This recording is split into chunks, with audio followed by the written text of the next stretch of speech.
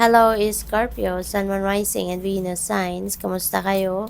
Sana po'y nasa mabuti kayong kalagayan. Welcome back po dito sa 88 Tarot. Kung bago kayo rito, welcome din po kayo. Thank you for your support. I truly appreciate it. God bless you all. Scorpio, napakaganda pa unang card pa lang ninyo. This is a prayer para sa inyong mga guardian angel. If you would like to pray at this, no? So, screenshot nyo na lang po yan and you can pray every time you want, no? Sabi rito, Dear Guardian Angel, help me to believe that all is possible through love. Help me manifest my dreams and live an inspiring and fulfilling life. Help me to feel God's presence in every moment. Help me feel eternally loved. Thank you for being always by my side. Napakaganda. So you can recite that prayer, no, whenever you want it. We have star. Believe in yourself. You are a wonder of creation. Wash away all fear and discover you are a shining star. Allow all around you to just be. Let go of trying to control life, for the light of your soul will guide you always towards love. Remember, stars are born through explosions of love. Love illuminates all things. Never forget you are a truly shining star. Ayan, so siguro, Scorpio, ang iba sa inyo, no? Kulang ng tiwala sa inyong sarili. Maybe down yung inyong self-esteem, yung inyong self-confidence. But don't be. Okay? Don't be. Magtiwala kayo sa inyong sarili.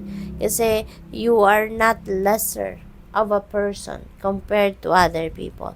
Huwag ninyong kaya siguro bumababa ang confidence din ninyo, bumababa yung self-esteem ninyo because maybe nandoon kayo sa point na baka kinukumpara ninyo ang sarili ninyo from other people. But it's not right, no, to compare ourselves with other people because we are all unique from each other.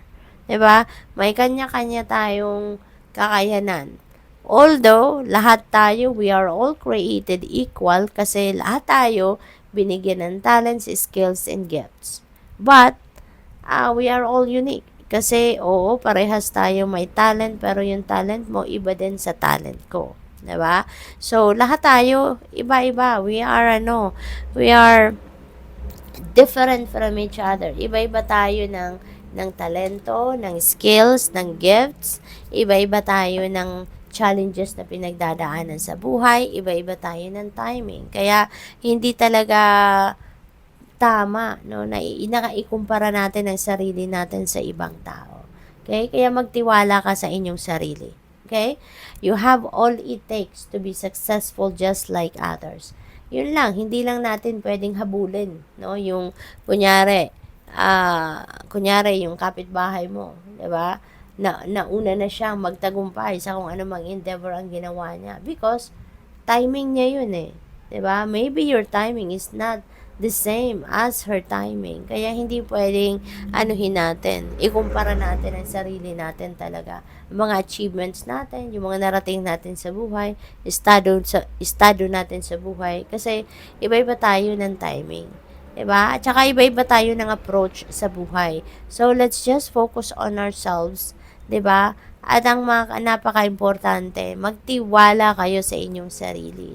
Huwag ninyong hayaan na ma-intimidate kayo because the people around you are all successful and you are not. Makakarating ka din sa inyong sariling success. Pero, if you are going to look into other people's success, no, at maiinggit tayo or magtataka tayo, bakit kaya siya, no, very successful na? Bakit ako nandito pa rin?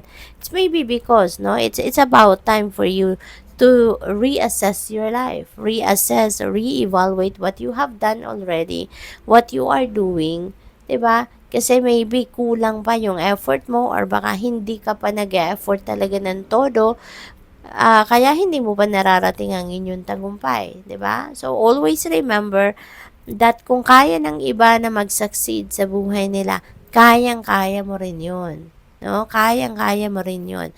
Hindi lang tayo pwede na tumingin din sa iba para para ma-intimidate tayo, 'di ba? Gamitin natin yung success ng iba para mas ma-inspire tayo na magsipag tayo, 'di ba? Mag-effort pa tayo para marating din natin yung sarili din nating success.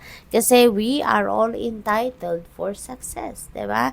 We are all entitled for the good things, no? Sa mundo. Kaya mag-effort tayo. No, mag-effort tayo, gawa natin ang paraan. Yung mga ideas natin, let's put them into action. Yung mga dreams natin, gawa natin ang paraan. Let's take action towards manifesting our dreams. At pasasaan ba, one day, you will see yourself, wow, nandito na pala ako. No, I'm living my dream na pala. 'Di ba? We have prayer. Wow. Scorpio, there's another prayer. And so, dear guardian angel, to you I pray. When I'm fearful, help me remember that only love is real. When I'm lost, help me find my way. When I'm confused, help me to regain clarity. When I feel lonely, help me feel your loving presence. Where I perceive chaos, help me to see order. Thank you.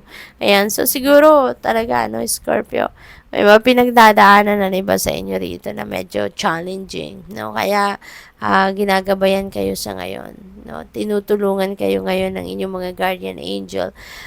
Parang yung prayers na to are invitation for you to call on them, to ask for your guardian angels help. Okay? Sabi rito, eternity, gently move your awareness from the external world to a world of light within your heart. Allow each breath to heal you as you drift to a place beyond time.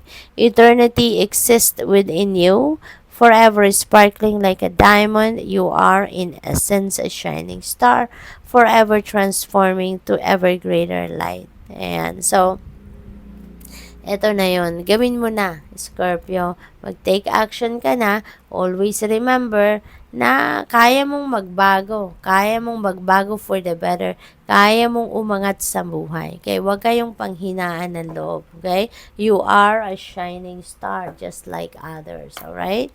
Tingnan natin kung ano pa mga mensahe para sa iyo for today. Just let me be. Ayan. So, liberation. Liberation. Maaring ang iba sa inyo dito is being restricted by someone or by something. Maaring ang iba sa inyo dito parang kinokontrol siguro kayo, no, ng kung sino man. Kaya eto, just let me be. Hayaan mo ako. 'Di ba? Hayaan mo ako. Gawin ko ang gusto ko. Gawin ko kung anong best para sa akin. 'Di ba? So ngayon, maybe you are going to break away from that restriction at you are going to get on your feet, no? You're ready to soar high and fly high dito, no? You're going to feel that free spirit kayo, no? Magiging free spirited na kayo sa ngayon. You're going to be wild, you know, fearless, authentic, no, sa inyong sarili. So go for it, Scorpio. Ito na siguro yung magiging simula, no, ng inyong pag-angat. Ito na yung simula ng inyong pag-asenso, pag-grow, pag-thrive, pag-evolve, no? So go for it. Sabi dito, and so I listened as my soul told me to let the past go so that I may awaken. Napakaganda naman, no? So you are also, some of you, no, also Scorpio, are ready to release your past, which is really good. Kasi maaari yung past ninyo also are, is still controlling you, no? Controlling your life. Maaring hindi kayo pa nakakapag-move on, hindi pa rin kayo nakakapag-move forward sa buhay kasi kontrolado pa rin kayo ng inyong nakaraan. Iniisip at iniisip nyo pa rin yung inyong nakaraan. Kaya maaaring ganito ang nagiging sitwasyon, no? So, you are going to release yourself from your past, no? And you are ready to give birth to the new you. You are ready to give birth, diba, to your new ideas, to your new plans. Handa na kayo dito, no, na mabuhay sa bagong dimension, kung baga, no, ng ano ninyo, ng buhay ninyo. So, what else? We have, don't worry darling, you'll find your way. Napakaganda naman. This could be a message for you ng inyong ng inyong intuition. This could be a message for you ng inyong guardian angel, ng inyong spirit team, ng Panginoon, Huwag kayong mag-alala, you will find your way. Don't stress yourself out kasi you will be guided. Diba? You will be guided. There is a promise. Promise ito sa inyo. You'll find your way. Parang ina-assure ka dito na gagabayan kita. Ipapakita ko sa iyo ang tamang daan. No? Kaya wag kang mag-alala. So, maaari, then sabi dito, you are overcoming obstacles. No? You're going to overcome your obstacles sa ngayon. Kaya wag kayong mag-alala. Sadyang ganun talaga ang life, 'di ba? Walang obstacles na ibibigay sa atin, walang challenging situations na ibibigay sa atin na hindi natin kayang lusutan, na hindi natin kayang solusyonan, na hindi natin kayang lagpasan. Kaya wag kayong mag-alala. Just call on your call on your guardian angels, ask for guidance, for assistance from the universe, from God, yung ganon, para tutulungan kayo. You will find your way, At lagi-lagi makikinig kayo sa iyong intuition because your intuition will always be guiding you dyan 24/7. Yung Panginoon naghahatid, nagbibigay sa atin ng gabay through intuitive messages. Kaya lagi kayong makinig so that you will be guided accordingly. Okay? Huwag kayong mag-alala. Rest assured that you are going to overcome any obstacle that you are facing right now. Magtiwala ka lang. Keep your hope and faith alive and always think positive. Okay? We have the meaning is in the middle. Yan, memento mori. Yan. So, sa ngayon din siguro, mas lalo kayong pasensya na doon sa ingay. Siguro, narinig ninyo yun. Ng sobrang lakas ng motorsiklong dumaan. Pasensya na po. So, sa ngayon, parang you will be awakened, na siguro magigising din kayo sa katotohanan na ngayon. Sadyang ganun talaga ang buhay. 'Di ba? Life is a mystery in itself, kaya hindi natin alam kung anong paparating, what's coming towards us, yung ganon.